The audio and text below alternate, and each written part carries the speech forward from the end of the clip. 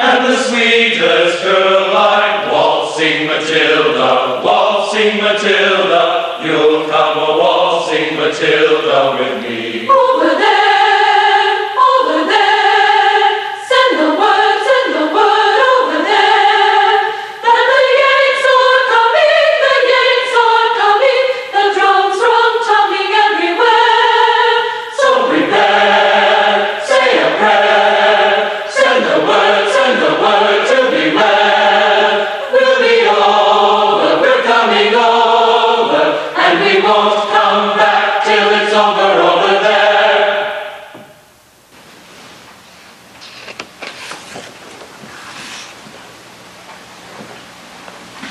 Posters. What are they anyway? We generally think of them as something on paper, usually 30 by 40 inches. Sometimes larger, sometimes smaller. Posters almost always have a pictorial image, usually with words, occasionally without. But the idea of the poster as something on paper of a certain size is really a matter of technology. First, a poster must be designed and created. Only then can it be mass-produced.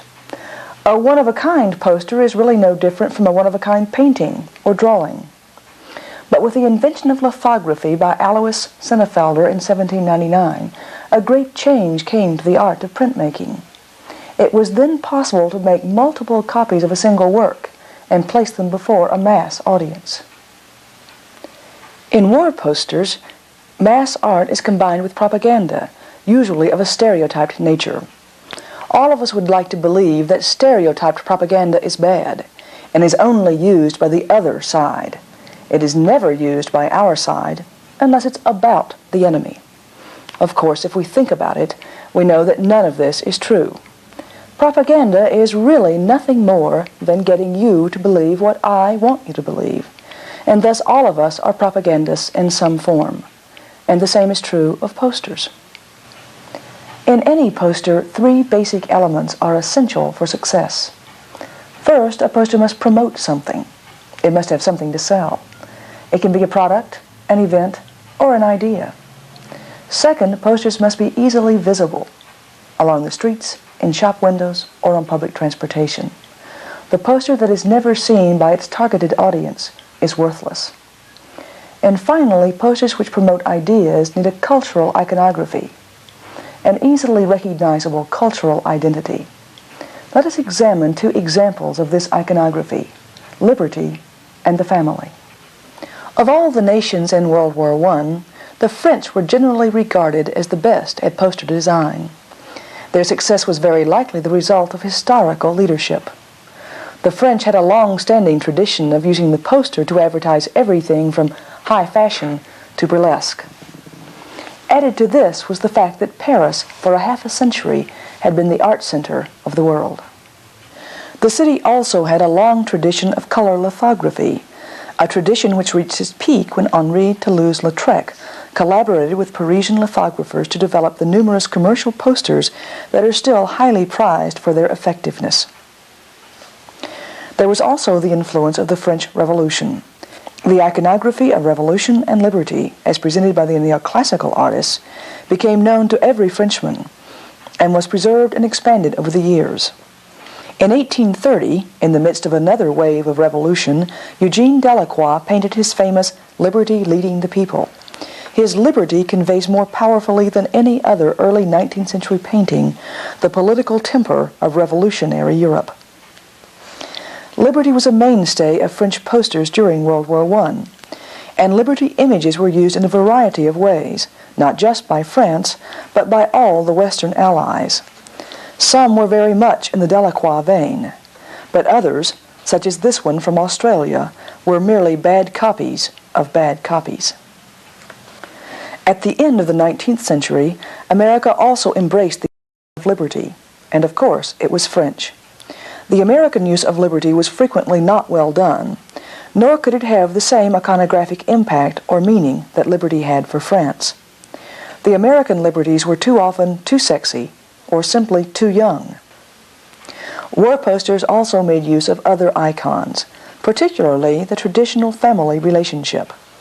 French painter Jean-Francois Millet's paintings were a favorite among American poster artists. Many American posters show the farmer, in this case Liberty herself, sowing the crop or plowing the field. Many show children clinging to dignified, courageous mothers. The father's role as defender of the family and home against the enemy was equally traditional. It seems peculiar that in this modern age of nationalism, war should so often be presented in terms of defending one's family rather than one's country.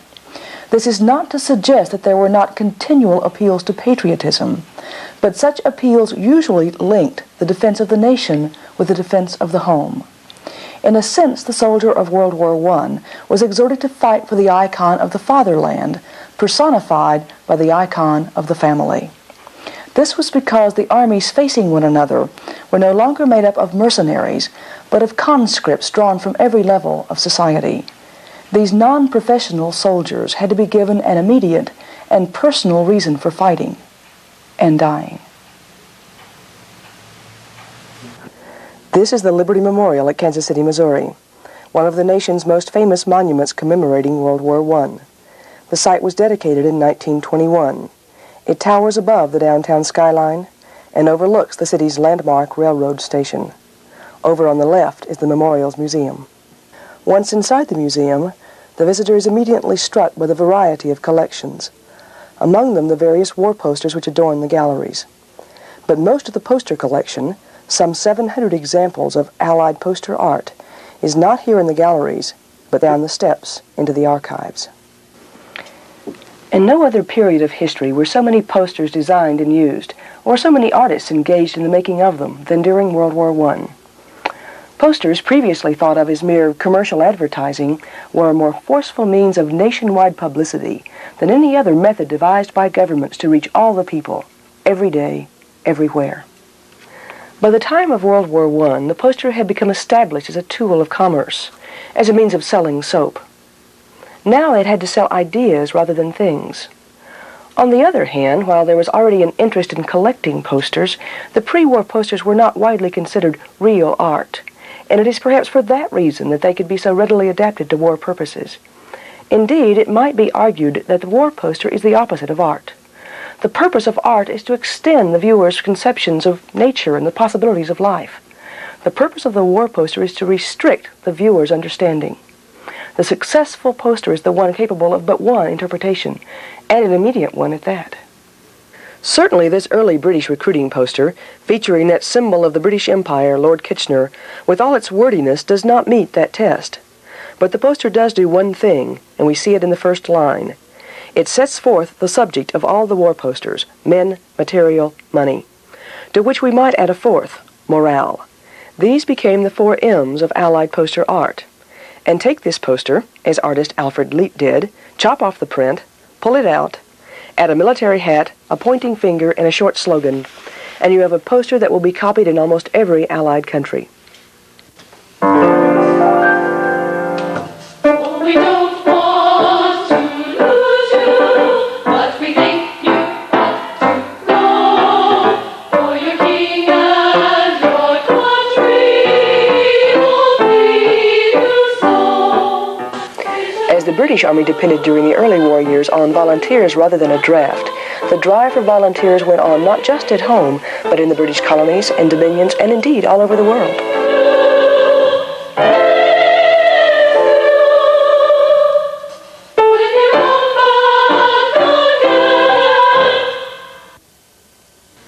In Ireland, still under British control, but with anti-English feeling widespread, the appeal was not to patriotism, but to the suffering of little Belgium. The British and their allies also sought recruits in America, both among their own expatriates and among Central European immigrants who hoped the war would bring independence to their homelands. Polish artist Władysław Benda evoked the spirit of the Teutonic Knights, though ironically the Knights had saved Poland not from the German army, but from the Russian ally. In contrast, this striking Czech poster appealed not to the past, but to the modern spirit of democracy. Recruitment in the British overseas dominions was particularly difficult. After all, the war was thousands of miles away, and the Germans were no direct threat. Raising men in Australia, 10,000 miles from the battles in Europe and the Near East, was the most difficult of all. And it was here in Australia that the recruitment poster reached its zenith. Early in the war, the poster faces were merely cheerful young men, but there began to emerge by 1915 the digger, with his upturned hat, broad chest, and firm jaw. This poster by Norman Lindsay, with its excellent criss-cross design and its brief message, is considered by many one of the finest recruiting posters of the entire war. By 1918, Australian voters had twice voted down conscription in national referendums, and the Aussies were desperate for recruits. It was time for a new appeal, hatred of the German Hun.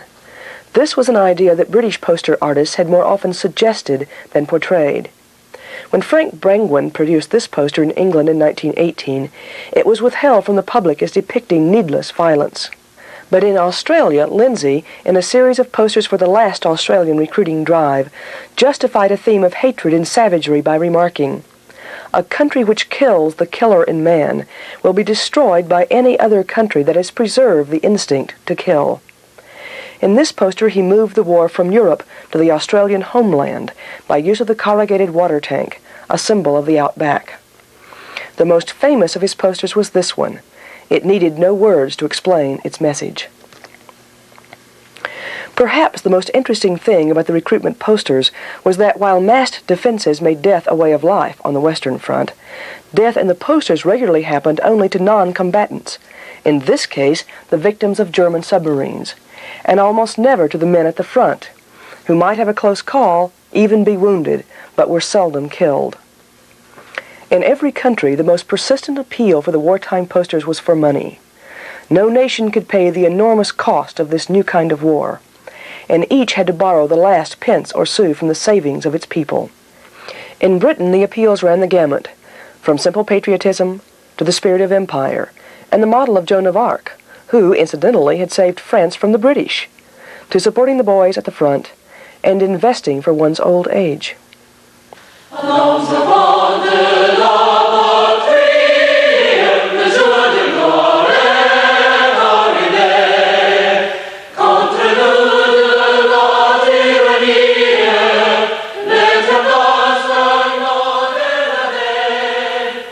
France, with its conscript army, produced very few recruiting posters, and the main effort was in raising money in one war loan drive after another, and in no country were women so much a part of poster art, though they were often quite different from the women of other countries. There was, of course, the appeal of the French Revolution, but in France, as elsewhere, the war interrupted the drive for equality between the sexes and restored the traditional 19th century relationship between men and women. Men were confronted with the argument that women wanted them to go to war, and women were presented as strong-willed, determined, but essentially in need of protection.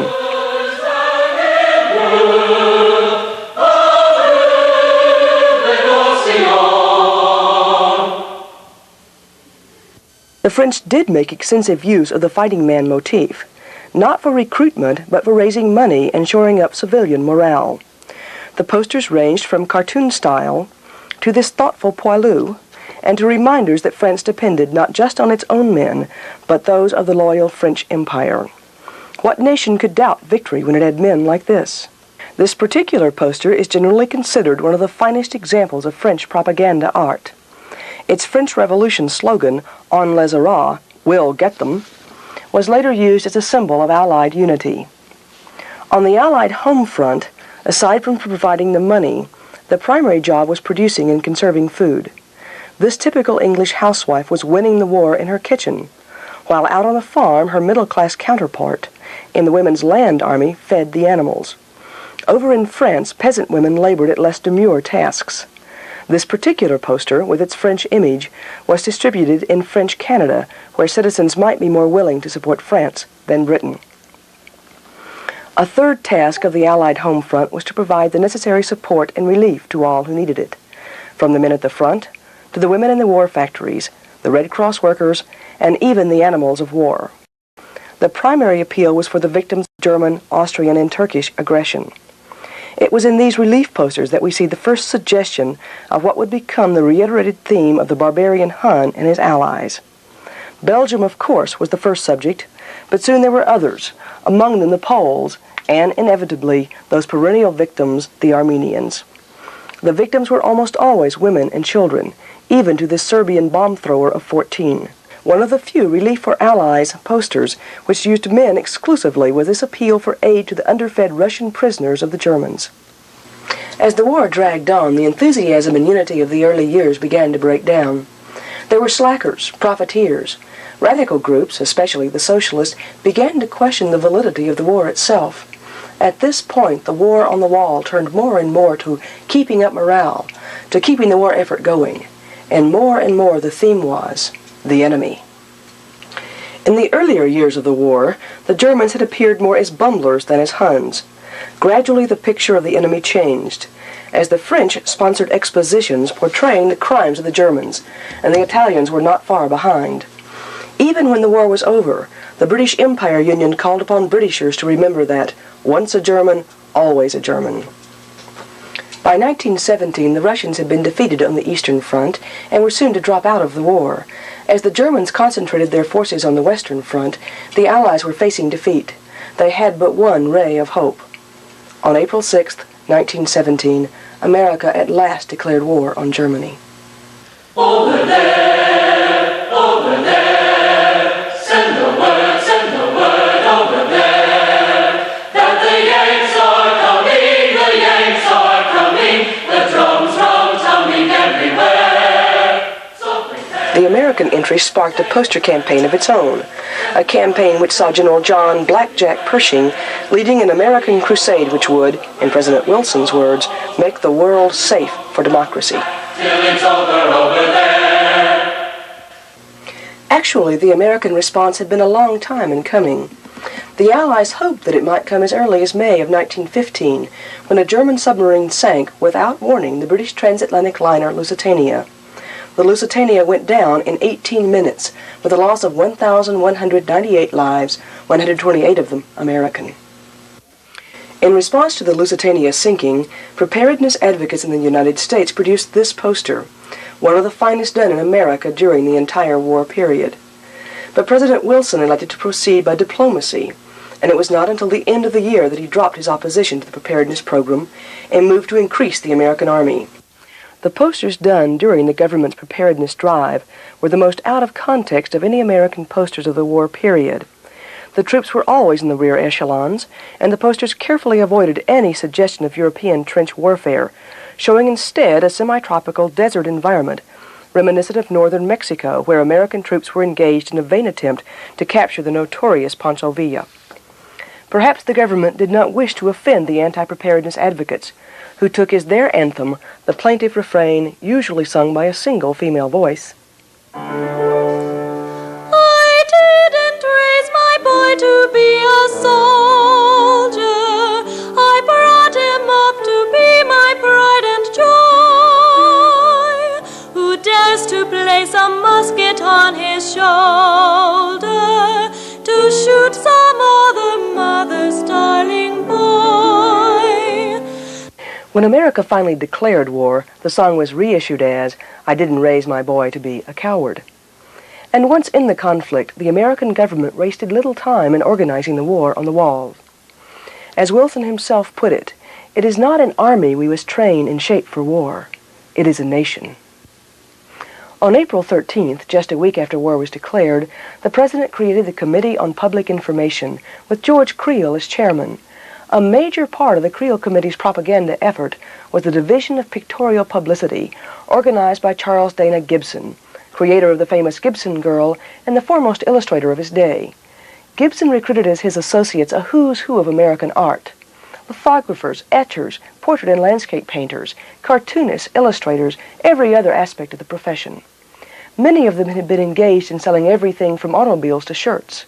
Now they had to sell propaganda and hate, charity and thrift, appeal for all kinds of help, all things which were not of direct benefit to their viewers.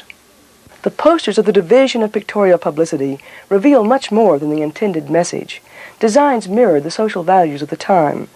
The posters tell us a great deal about prevailing attitudes toward women, foreign immigrants, national pride, the war effort, and, of course, the enemy. They sought to simplify perceptions of the war as right versus wrong. The noble American heroes were fighting the barbaric Hun, who waged war against civilians an idea unheard of before 1914, and in the process murdered women and children. As American journalist Arthur Bullard put it, truth and falsehood are lifeless terms. The force of an idea lies in its inspirational value. It matters very little whether it is true or false. Gibson urged his artists to represent ideas, not things, and they did so, sometimes in noble, but occasionally in vicious ways. The Division of Pictorial Publicity members worked for nothing, and Gibson himself paid most of the bills. During its lifetime, the division's 187 members produced 700 of America's 2,500 wartime posters. The rest were produced by other federal agencies, by state and local governments, and by private groups. The first task, of course, was men. This most famous of American wartime posters had actually been created in 1916 by James Montgomery Flagg as a cover design for Leslie's magazine. Based on the British Kitchener poster, its eventual production ran to 5 million copies in World Wars I and II, and of course it has since been used for every conceivable purpose. Along with the almost immediate adoption of conscription, Flagg's poster was enough for most Army purposes, though some special services, such as the Tank Corps, produced these flamboyant designs. Compare these posters with their emphasis on the men who operate the tanks, with this French poster, which hails the machine itself as the means to end the war.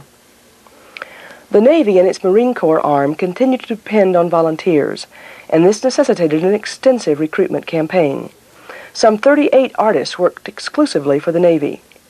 One of their best efforts was this one, with its American sailor fraternizing with his brothers from all the major Allied naval powers. Artist C.B. Fall, who before the war was a children's book illustrator, did much of his wartime work for the Marine Corps. His theory of poster art was that it should be the equivalent of the shouted command. The Corps' posters were certainly that, with their German atrocities, the chance to be first in France, and appeals to the gunfighter symbolism of the American frontier.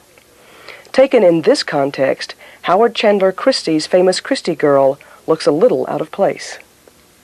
The main effort of Gibson's Division of Pictorial Publicity was not in recruiting, but in raising money through the 5 Liberty Loan drives. The bond drive posters were noted for their eclectic jumbling of ideas, which appealed to every conceivable emotion. Appeals ranged from this rather benign Uncle Sam to this demanding liberty, an obvious takeoff on Flagg's recruiting poster. There was the appeal to Allied unity, with En les errants, now nous les errants. There was the wounded but still fighting American soldier, who shamed the folks at home by offering to put up his own meager pay. It was Save the Women and Children of Europe, and from the very beginning in America, a whole succession of anti-German posters. Belgium has been ravished by the fire and the sword. Belgium has been ravished by the fire and the sword. Belgium has been ravished by the fire and the sword. And the Kaiser's got to pay. There were also homespun themes, the spirit of '76, American children, and American mothers. This muscular liberty with her Boy Scout, your brother. The sexy Christie Girl, your older sister, and of course, the baby of the family. And finally, this appeal to immigrants. This poster was by Joseph Pennell, one of America's foremost graphic artists. Today we consider it, as Pennell himself did, something of a masterpiece. But Pennell was disappointed in the way the poster was handled. He believed that a poster ought to speak for itself, and this one certainly does. But he was totally disgusted with the printed slogan that the government group added at the bottom, because he thought it had nothing to do with the visual image. It was not that Pennell wanted no slogan, but that he wanted this one: buy bonds or you'll get this. The Americans, unlike their allies, were not in the war long enough to suffer defeat, so they did not need posters for merely morale boosting. As in the recruitment and war loan campaigns, American posters were almost always for a specific purpose. From the very beginning of the U.S. entry into the war, Americans were encouraged to save 2 things: fuel and food. The best way to conserve fuel was to buy your coal in the summer in order to allow America's mines to even out production. The world cry was for food, and food would not only win the war, in any language, but bring victory in the shortest possible time. Even little Americans were urged to do their bit, though it is doubtful if a child this small could read the poster's message. The posters for the U.S. Food Administration were among the war's most colorful, as they urged America to save wheat, meat, sugar, and fats, by eating stacks of corn pancakes smothered in Louisiana cane syrup or molasses. Another important use of posters in America was by the United States Shipping Board and the Emergency Fleet Corporation, whose job was to produce cargo vessels faster than the German U-boats could sink them. The board's reiterated theme was that the shipyard worker was the equal of the soldier. The board's artists produced some of the very best wartime designs, as in this shipyard poster and this rampant eagle. The final major type of American poster came mostly from private groups and was designed to spur the American sense of charity. The red star appealed to the American love of animals, sometimes in posters that look so British they can be identified only by the printing. Many other groups also produced their own posters. The Businessmen's War Council of the Pocket Testament League urged contributions to help the soldier live right while he was fighting nobly. And the YMCA welcomed the cold and lonely soldier to this bright and cheerful home away from home. This American Library Association poster, done by Marine Corps propagandist C.B. Fall, the man who believed a poster should be the equivalent of the shouted command, is generally considered his finest. Note that in all these charity posters, the Hun is conspicuously absent. And it was in the charity posters that American women came to the fore, in sometimes untraditional but still very feminine ways. The Salvation Army lassie served donuts to the doughboys, and the actresses of America doffed their fur-trimmed coats to appear in the white guise of Red Cross workers, while the workers themselves appeared in every guise from this to this to this. On February 14, 1919, 3 months after the war had ended, the members of the Division of Pictorial Publicity held a victory dinner. They had produced nearly a third of the American wartime posters, and most of the best. How well had they succeeded? They had certainly worked cheaply enough. The cost to the American taxpayer was $13,170.97. It is always difficult to judge the effectiveness of propaganda.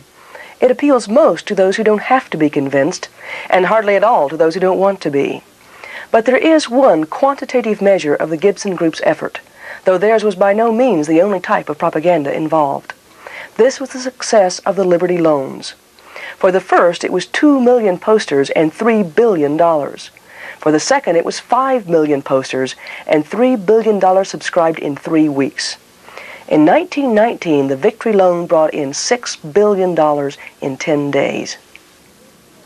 But beyond the mere quantitative, there were 2 other measures of success. One of them has to do with poster art itself. As a member of the Gibson Group put it, "We have made America's billboards safe for art." The poster and commercial art were finally accepted as legitimate art forms. Unfortunately, in the final analysis, they also helped make acceptable the insanity and the destruction of war. This point was not lost on an obscure German corporal. He compared the rational and largely unsuccessful German posters with the more emotional appeals of the Allied posters, particularly the British and the American. And he wrote in his memoirs, "The masses always need a certain time before they notice a thing, and they will lend their memories only to the thousandfold repetition of the same simple ideas." He was determined that next time the German appeal would be modeled on the World War I Allies. His name was Adolf Hitler. When Johnny comes marching home again, hurrah, hurrah, we'll give him a hearty welcome then, hurrah, hurrah, the men will cheer, the boys will shout, the ladies they will all turn out, and we'll all feel gay when Johnny comes marching home.